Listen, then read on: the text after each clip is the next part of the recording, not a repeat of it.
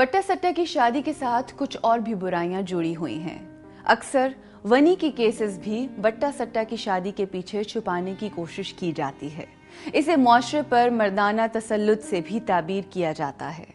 वनी है या इज़्ज़त के नाम पर कत्ल किया जाता है, कारोकारी है, उसी तरीके से आप वट्टा सट्टा को भी ले सकते हैं। ये ज़रूर है कि वट्टा सट्टा की हैसियत ज़रा इस तरह से बहुत ही ज़्यादा पुरतशद्दुद नहीं, चूँकि इसमें कत्ल नहीं होते हैं, लेकिन यह है कि इसमें औरत को बिल्कुल उसकी कोई शादी में उसकी मर्ज़ी को तो पूछा ही नहीं जाता है ना, कि वो चाहती भी है या न चाहती है। वो एक तरह से जिस तरीके से हम चीज़ों का तबादला करते हैं उसी तरीके से उसका भी तबादला कर दिया जाता है।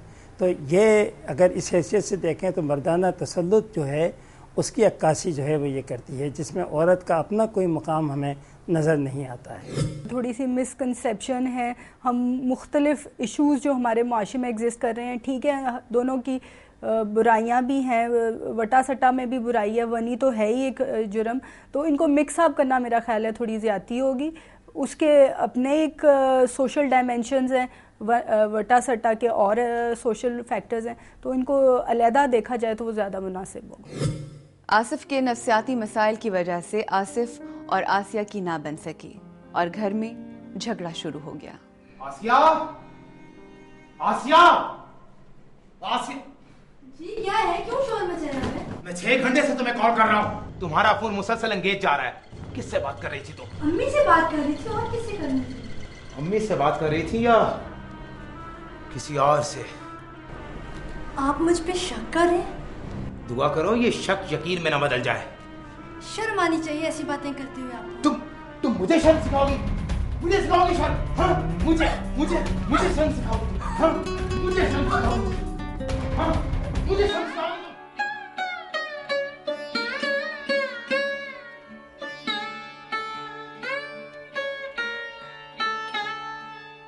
वट्टा सट्टा की शादी में अक्सर लड़की और लड़के को इनकी पसंद पूछे बगैर ही ब्याह दिया जाता है। ऐसी शादियों में मियाँ बीवी के दरमियान लड़ाई झगड़े मामूल की बात बनकर रह जाते हैं। दोनों की नफ्सियात पर यह जबरदस्ती से मुसल्लत की गई शादी क्या असरात छोड़ती है और ख़ास तौर पर औरत की ज़हनी सेहत इससे किस कदर मुतासिर होती है?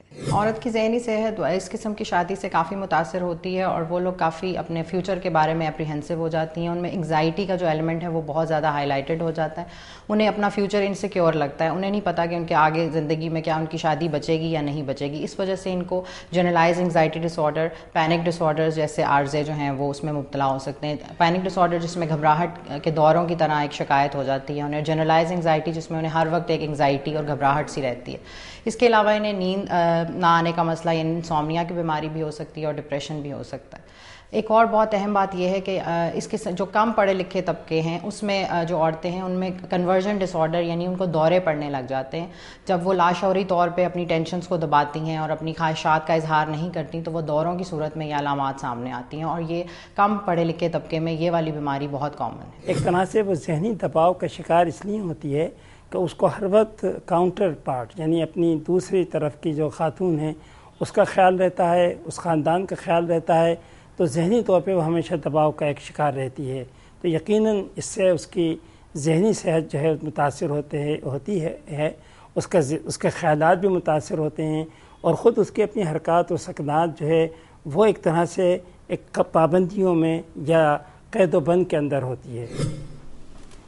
आगे आप खाना लाऊं आपके लिए? मुझे भूख नहीं है।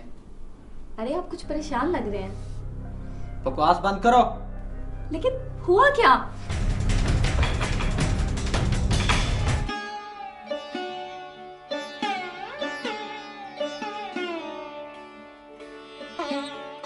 वट्टा सट्टा की शादियों में घरेलू तशद्दुद के केसेस अक्सर रिपोर्ट होते हैं। इस घरेलू तशद्दुद की क्या वजह बनती है?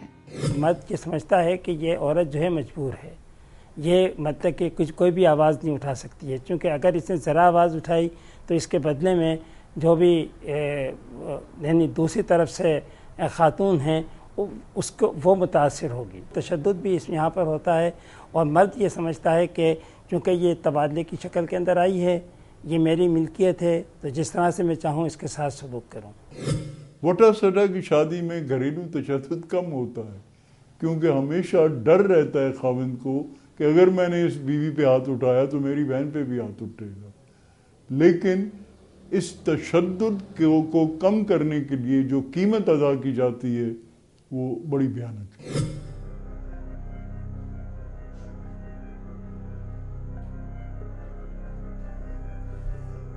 कहा था ना मैंने कि ना मार उसको, देख लिया वही सलूक किया उन्होंने तुम्हारी बहन के साथ भी। ये तो आप लोगों को पहले सोचना चाहिए था, क्यों आपने हमारी किस्मतों को एक दूसरे के साथ बांध दिया। मुझे मारते हुए शकूर भी यही कह रहा था कि जितना जुल्म उसकी बहन के साथ हुआ है वो उससे ज्यादा करेगा।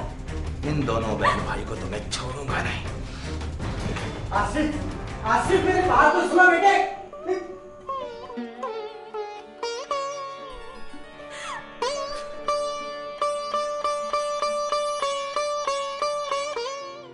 लोधरा के दो खानदानों में एक वट्टा सट्टा की शादी में 3 जोड़ों यानी 6 अफराद में एक ही वक्त पर तलाक हुई, जिनमें से 2 जोड़े ऐसे थे जो अपनी जिंदगी एक दूसरे के साथ गुजारना चाहते थे, लेकिन वो भी इस रस्म सितम की भेंट चढ़ गए। इस रस्म सितम पर मजीद बात करेंगे, मगर पहले एक छोटी सी ब्रेक।